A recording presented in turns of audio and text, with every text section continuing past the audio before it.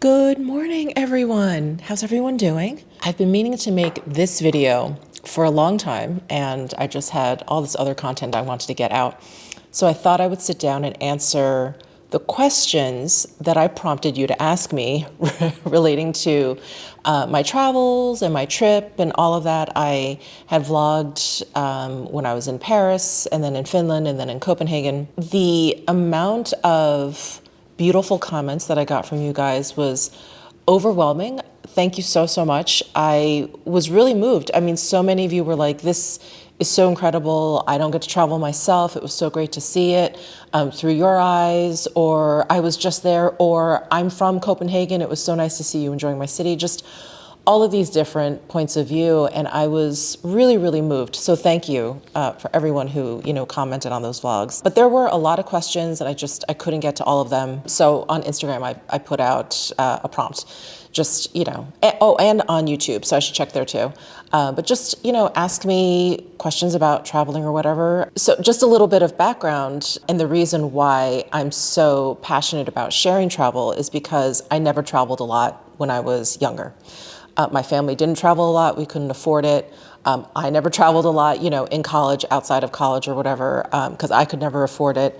And only recently have I been able to afford it and have the inclination, I guess you could say. I guess I was always a little bit intimidated to travel to foreign countries or countries that I knew English wasn't their first language. And I just thought, oh, is it going to be difficult or whatever? And I have a lot of friends that travel a lot. And, so I was inspired by them and just, inspired by life to just go and start traveling a bit more. And so in 2019, I went to Japan with a good friend of mine, Melissa, and I didn't vlog that. I wasn't really vlogging back then, but I do actually have highlights on my Instagram stories still from the 4 cities that we went to. So went to Kyoto, Hiroshima, Osaka, and then Tokyo. And that trip was life-changing. It was so incredible. And I realized how easy it was to get along. A lot of people in Japan speak English, but what I realized was you'll always find a way to communicate, either with, hand gestures, Google Translate, pointing and whatever. And it really kind of broke down any walls that I had up regarding, just being scared to travel. And I just had the best time. And that was late in 2019. And then we all know what happened in 2020. So once, we were in lockdown and all of that, I said to myself, I'm like, once this opens up, I'm going to travel more, because you have to take the opportunity when you can, because I really wanted to. And then there we were, just really not being able to travel. And I was like, wow, you really have to do it when you can. So yeah, so I've been traveling a lot basically since lockdown opened up. I feel like, I don't know, maybe I'm making up for lost time. Maybe the travel bug has bit me. Whatever the case is, I'm just enjoying it so much. So again, thank you guys for those kind comments on my vlog, but let's get to some of these questions. Oh, well, the first one is a compliment. Thank you so much. Your vlogs were breathtaking. Thank you. What is your secret to packing what you need? I think, let's say if you've traveled in the past and you've always overpacked, pack less. If you've always underpacked, pack more. But I think it's a game of honing. And I think with every trip, I get a little bit better. I definitely packed too much for Finland because I didn't realize that we were gonna be there during a warm spell. So I had a lot of layers. I had those like Teletubby leggings, the ones that are like really Sherpa lined. Didn't need those. For most of my trips, I haven't been traveling for work. So I know that I'm gonna be wearing stuff over and over again. You really don't need a lot of different outfits. I would just pack very simple, very versatile pieces of clothing like black pants or jeans, and you can wear those with just about any top. Of course, if you're going to be traveling in the summertime to someplace very warm, you'll pack lighter clothing, but a lot more, because I feel like unless you could do laundry, you're going to sweat through that stuff, and that's not stuff you're going to want to rewear. But whenever I travel in the wintertime, I don't have to pack that many like full outfits. I just try and pack some very versatile outfits that the pants can match multiple tops or the top can match multiple pants, and just mix and match, or just wear the same thing over and over again. You're traveling, you're walking around. No one's gonna care that you're wearing the same thing. Of course, always pack extra underwear. Very important. You just don't want to be caught short of underwear. You just never know. So I don't know if that's a packing secret, but that's what I would definitely suggest, is that you just want to pack versatile clothing. Another question here is, how did you plan your trip? Did you get advice from Amex? So if you have an Amex card, you can call Amex Travel, and I believe they can help you out. What we did was we just went onto the Amex Travel site and we just booked the flights and the hotels through them. I liked doing that because when you book a hotel through them, for example, you get an automatic upgrade. If any are available, you get an automatic $100 credit to the hotel, whether it's to the spa or to one of their associated restaurants or the bar or whatever. So you get all of these little perks. And I'm not sure if that's only available to Platinum members or it's just if you book through them. I'm not positive, but I have a Platinum card. My husband has a Platinum card. And it's just been really, really convenient to travel with the Platinum card because you get access to airport clubs, airline clubs, things like that. And if you have long layovers, which we happen to have a lot of on this particular trip, it came in very, very handy. And like I said, if you book the hotel through them, you get some perks. The flights, I wouldn't say that there are a lot of perks relating to the flights other than getting a lot of Amex membership points when you book through them. So we just went to the site, we just booked it. I knew what I wanted to do. Our main focus was Lapland in Finland. I wanted to go to the Aurora Queen Resort. I booked that. I had the dates for that, and then everything else was kind of booked around it. Copenhagen was just a thought I had. I was like, going to Finland for just a few days, it's a very long trip from Las Vegas, for just like 3 or 4 days. And that was the advice I was given. Regards to Finland is, it's beautiful, it's great, you can book all this stuff, but it's not a place you're gonna want to just hang out for like a couple weeks unless you want the relaxation or whatever. There just isn't a ton to do and a ton of variety. It was like the amount of time that we stayed there was absolutely perfect. So I think we got in on a Saturday and we left prematurely because there was a strike going on and we weren't gonna be able to leave. So we ended up leaving a couple days earlier. So we were supposed to stay Saturday to Thursday. So we stayed Saturday to Tuesday.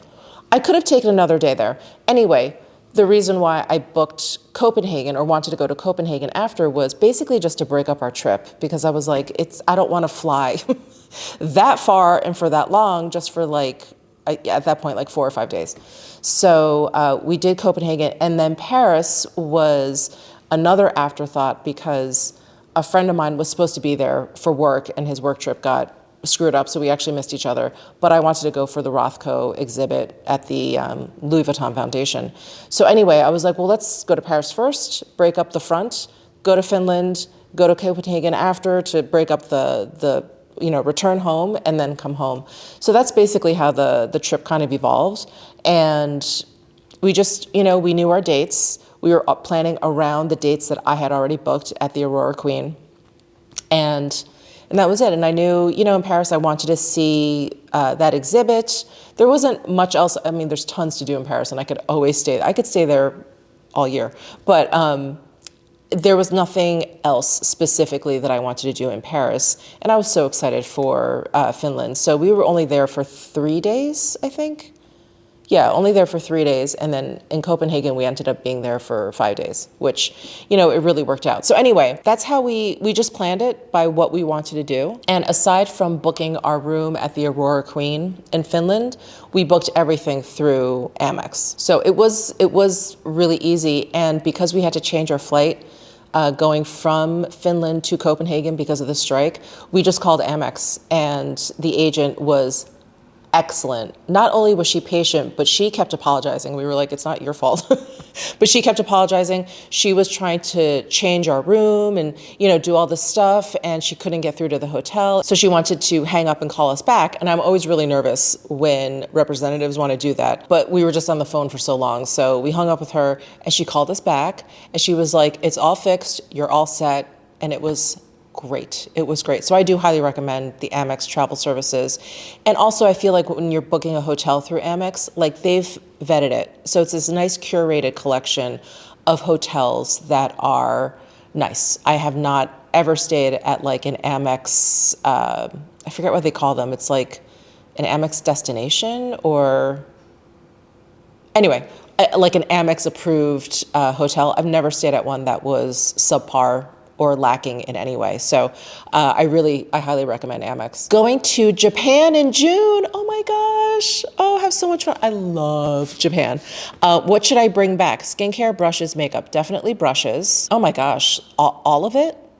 All of it? I mean, let's see. The makeup there, I think depending on your style, may or may not appeal to you. Makeup for the Asian markets is notoriously much, much lighter than makeup that's marketed for, let's say, America. So the pigmentation is a lot lighter. Eyeshadows are a lot thinner. Colors are very, very different. What's appealing in those markets, very different to our markets here in America. So I think it depends, but I think it's really fun to try like other things and different things. So, I mean, I would definitely say brushes, really all of it, but brushes number one, for sure. For sure. Do you use a tripod selfie stick during your travel vlogging? I don't. I'm so thankful and grateful for all of your really kind messages, but I just used basically, outside of the hotel room, I just used my iPhone and I just walked around with it. And it definitely has taken me some practice to be still. You really have to like lock your elbow into your torso and move this way. You kind of move your whole body when you pan things. Otherwise, it's too shaky. Your hand by itself is too shaky. So I don't use a stick. I just know that if I have too much equipment with me or if I'm attracting too much attention to myself, I'm just not going to do it. I'm still a pretty shy vlogger because it's awkward. It's really weird. As soon as you take out a camera of any kind, your iPhone, your camera, people, they start like dodging you or they're like looking at what you're doing. And I get it. It's kind of weird. So I just use my iPhone outside of the hotel room. In the hotel room, I'll use my camera, and I do have a little tripod. So like when I'm in the hotel room doing a get ready with me or whatever, and I'm in the bathroom or whatever, that's when I'll use it. But like walking into the hotel room or even just showing the hotel room, that's usually on my iPhone. And the only downside to that is my iPhone battery will die very quickly. So I do have to carry an extra battery pack with me when I am going to be vlogging on my iPhone. Did you have trouble fitting stuff into your Rimowa, and was it too heavy? It wasn't too heavy. My Rimowa, we used the large hybrid, like the check-in bag for Finland. And we had snow boots in there. We had all of that heavy clothing. All sorts of stuff. I had those like hot hand warmers in there. I was like, I'm pretty sure this is going to be overweight, but what are we going to do? And it wasn't. It was fine. The Rimowa luggage itself, especially the hybrid, is very light. So yeah, it was totally fine. And I did not have trouble fitting stuff into my Rimowa. I love that luggage. That luggage, I was really hesitant in buying it. I'm like, it's luggage. It's going to get beat up. It's something I want to throw around.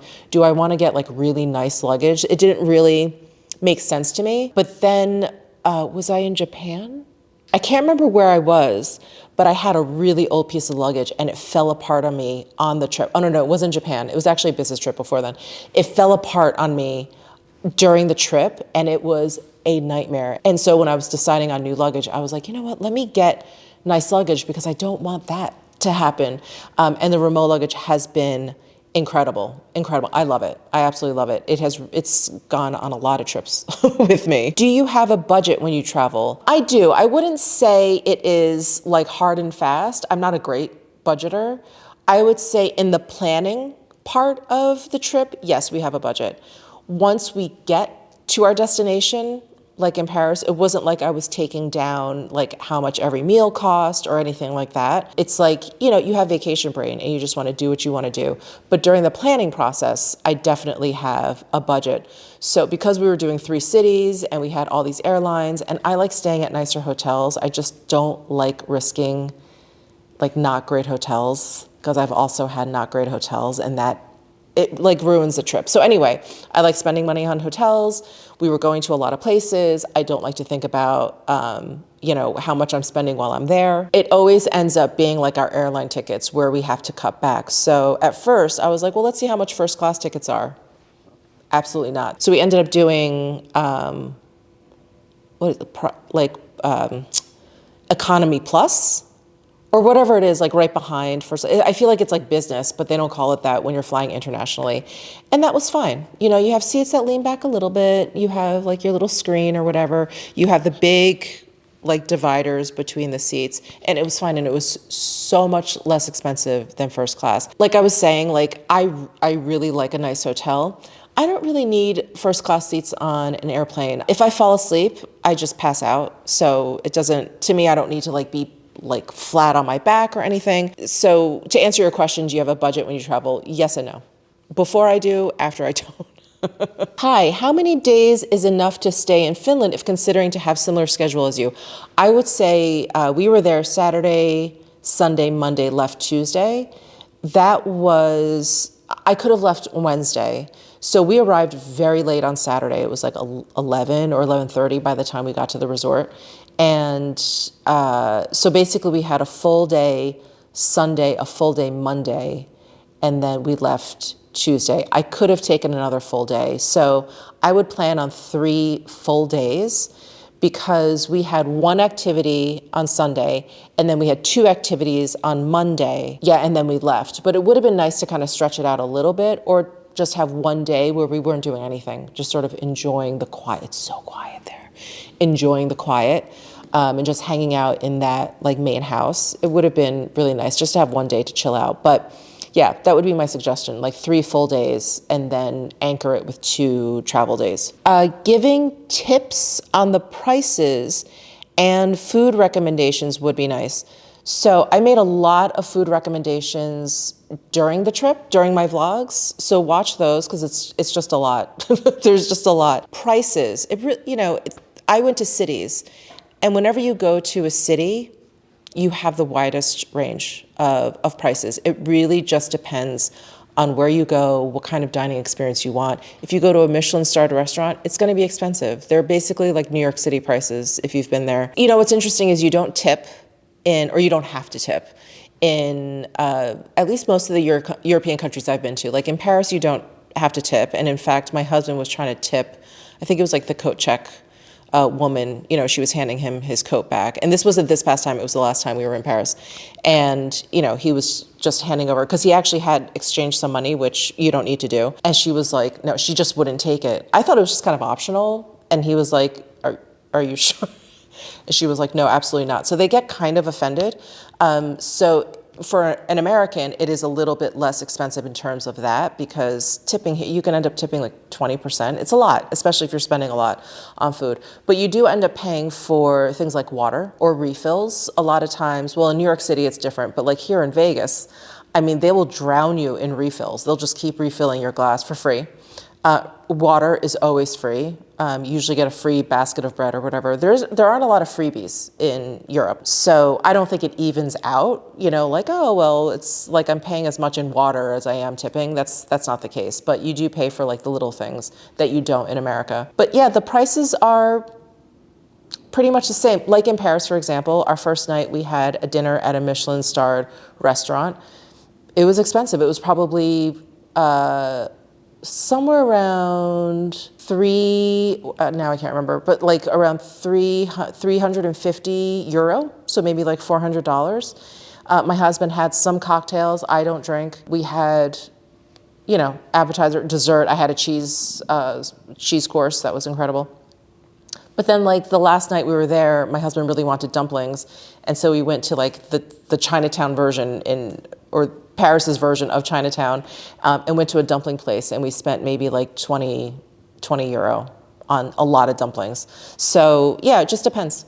It depends. But I would say it's very, very in line with New York City. Planning a trip to Paris with family, did you rent a car to go around? I did not. I do not feel comfortable driving in foreign countries.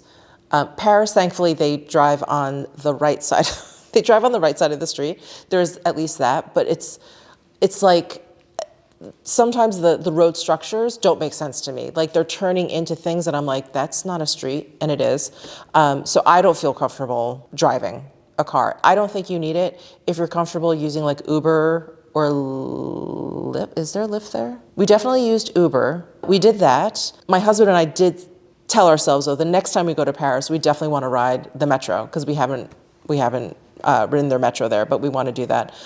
So no, I don't think you need to rent a car, and I did not rent a car. But if you, I think, want to explore outside the city, then maybe that's something you'd want to do. Did you drive the dog sled? Actually, my husband drove the dog sled. So one person steers it, I'll say, and then one person sits in the thing, and then halfway you can switch. But because I was vlogging, my husband was like, just stay there. He's like, I'll just continue steering. So he just did that. But it's pretty easy. You just stand on basically like the sleigh legs in the back. And then there's one thing in the middle that you just put your foot on to slow down, and you stomp on it to brake, and that's it. So the dogs know where they're going, and there's a trail. What are some tips for enduring those long plane rides? I just download a lot of stuff to watch because a lot of times what's available on the planes, I'm like, I've either seen it or I don't want to watch it or whatever. So I will download a lot of like YouTube videos on my iPad or, movies or whatever, books. I do get motion sick. So sometimes I'll download all this stuff and I can't even watch it. But on these very long plane rides, I feel a lot better on longer plane rides than I do on those shorter ones. Yeah, I just download a bunch of stuff because let's say you download a bunch of movies and they're all between 2.5 and 3 hours and your flight is 10 hours long, you just watch like 3 of them. You probably won't even get through 3 of them between the eating and the takeoff and the landing and all of that. That's not like that many movies, you know what I mean? And so, I just find like just watching stuff for me is the best way. I don't, I see a lot of people, like they take their shoes off, they put like compression socks on. I don't get that. My feet don't blow up or anything like that. They don't get like sore or puffy. So I don't have that issue. I'll just get up and go to the bathroom. I like an aisle seat so I can just get up and go whenever I want. And actually in the planes that I was on, we were in 2-seaters, so actually it was fine. But yeah, I would just say download stuff. I also I don't get that like uncomfortable. I don't know. I can be very sedentary for a very long time and not have a problem. Like I don't go cuckoo. But I will say if you do want to sleep, you definitely want to get a sleep mask that has those bumpers. I actually mentioned it in my blog post where I talk about like essential travel items, because if you just have one of those flat eye masks and the light kind of shines through, if you have someone who opens up their shade, you'll wake up immediately. You want those bumpers to completely block out light. And what else? Noise canceling headphones. I mean, I have those the AirPod Max. Not only are those the most comfortable headphones I've ever worn, like usually if you wear headphones and you take them off, like no matter how comfortable they feel on, once you take them off, you're like, oh my God, like I have to like warm up my ear again or whatever. I don't have that with the AirPod Max. Those are so comfortable. So anyway, I love wearing those on the plane. It's really helpful. Like when I'm watching, if people are talking, if there's a screaming child or whatever, I like wearing those noise canceling headphones. I would definitely recommend getting a pair for a long flight. Curious why you bring a hairdryer when hotels have them. They add weight and take up valuable space. Yes, no, I agree. I absolutely agree. There's a small part of me that wants to test it for you guys, like that T3 Fit that I carried this last time. I was like, I want to see how this works. How does it work? How did it fit? Was it too heavy? Whatever. I loved it. I love that little hair dryer. And for me, because I have long hair and I'm traveling in the winter, I wouldn't, in the summertime, if I'm going to the beach, I would not have packed a hair dryer. But I knew it was going to be cold, and I really don't like going out with wet hair. in the cold. I mean, I will immediately get a headache. So I wanted to make sure that I had a powerful hairdryer. Most hairdryers in hotels are not strong enough, and I'm just sitting there just drying my hair for like 15 minutes and it's still damp at the roots. So anyway, that was one reason why I wanted to bring the T3 Fit was, to kind of test it out. And that was fantastic. It like dried my hair, like bone dried my hair in like less than 5 minutes. It was amazing. So anyway, that's why I packed a hairdryer. How do you layer for the cold? Well, exactly that, you have to layer. So I wouldn't bring like just one heavy sweater. So I had, like my Uniqlo, the Heat Tech little turtleneck. That was a great base layer. And then I put on my Frank and Eileen like flannel Mackenzie shirt over that. And then maybe I would put like a cardigan over that. And then, we had our snow coats and then wherever we went, they gave us a huge like snow jumpsuit. So layering is really important in the cold. It will keep you warmer. That's number one. And number two, if you are in an urban environment and you are going in and out of places, you want to be able to strip down. And if you just have one massively thick layer, you're just going to be uncomfortable. So just layer. Just layer. Would love to know overall what your favorite meal was. It was Esme in Copenhagen. And I vlogged that too. That's when I had that trout where they rolled back the skin. And I started with like baked baby scallops, or was it oyster? No, it was baked baby scallops. And then we had an ice cream sundae for dessert. That entire meal was a delight. The actual restaurant, our server, our waiter, I should say, he was incredible, so helpful. And then everything that we ate was so good. It was just a magical meal. I loved it. Some travelers say Parisians are not very kind and welcoming. What is your take on that? I think they're great, but they're going to be nice at the hotel, right? That's their thing. It's about hospitality.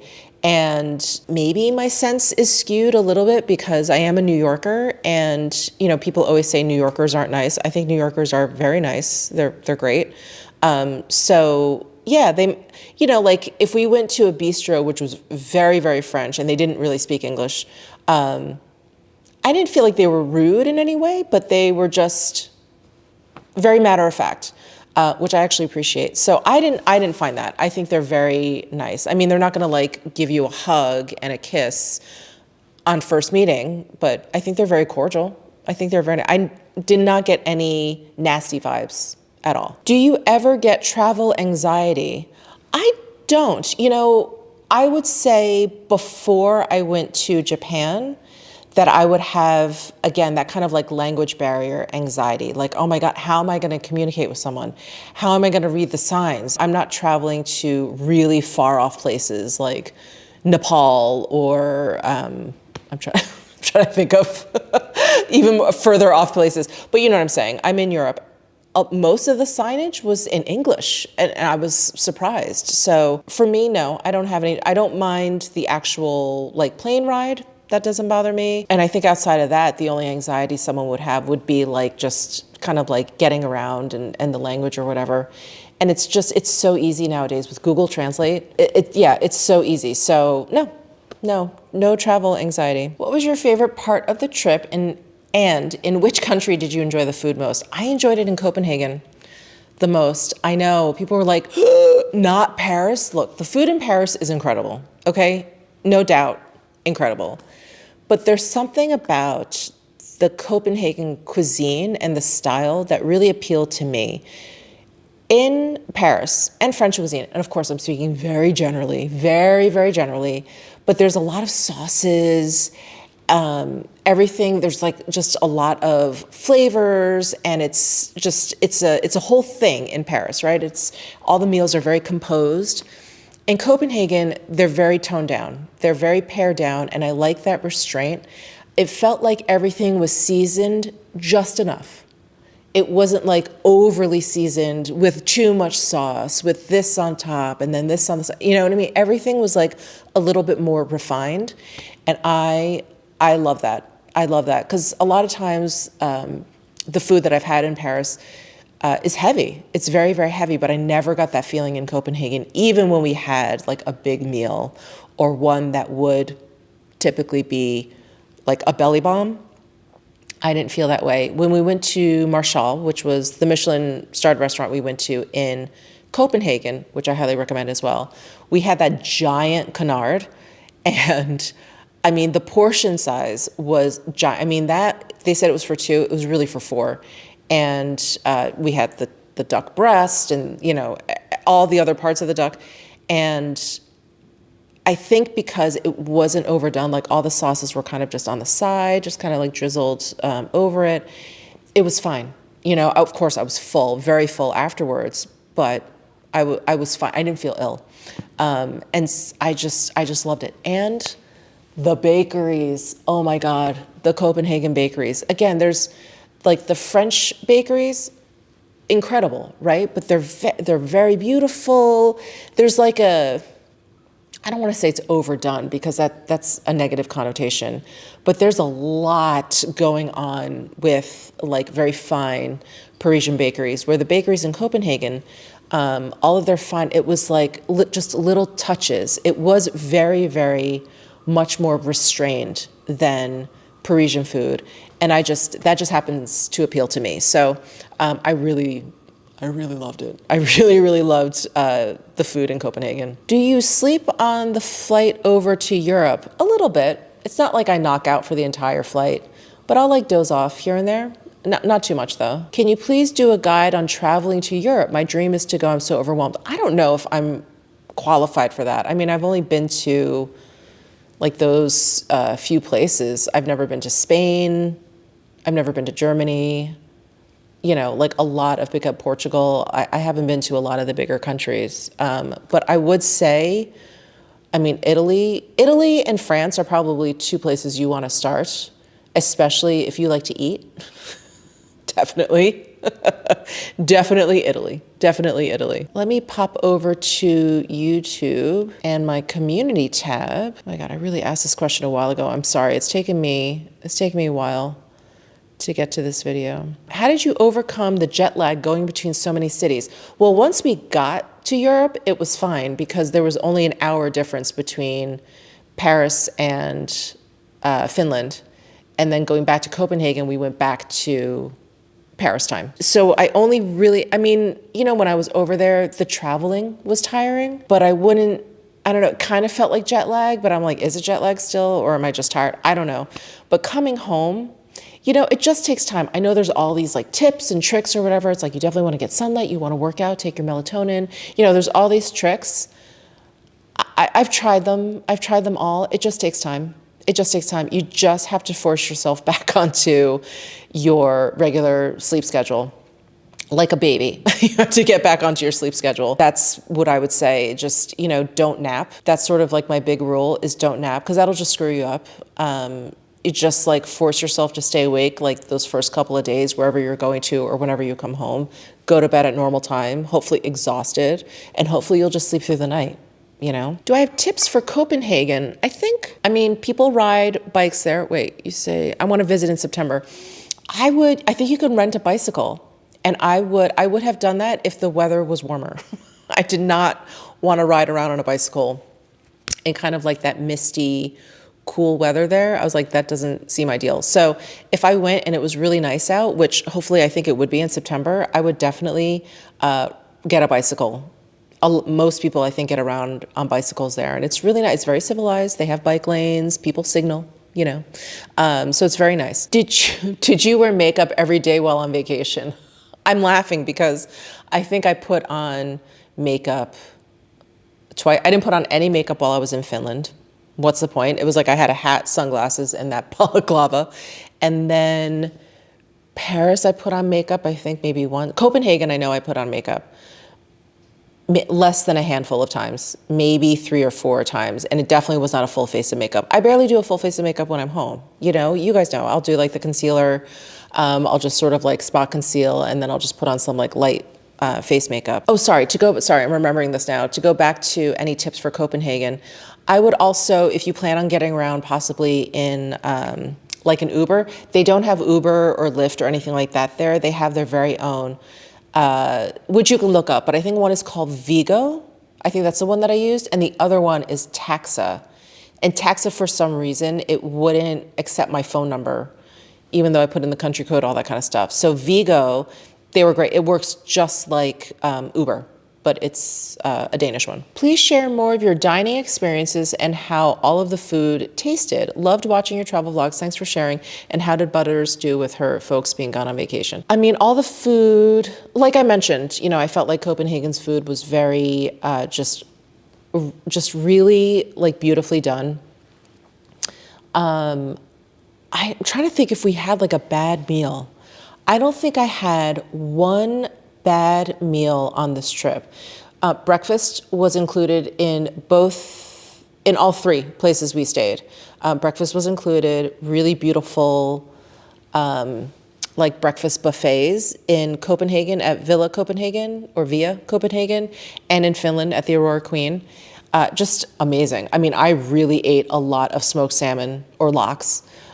Because it's very expensive here. I don't know if it's expensive over there. It's very expensive here in the States. So I was like really eating quite a bit of that.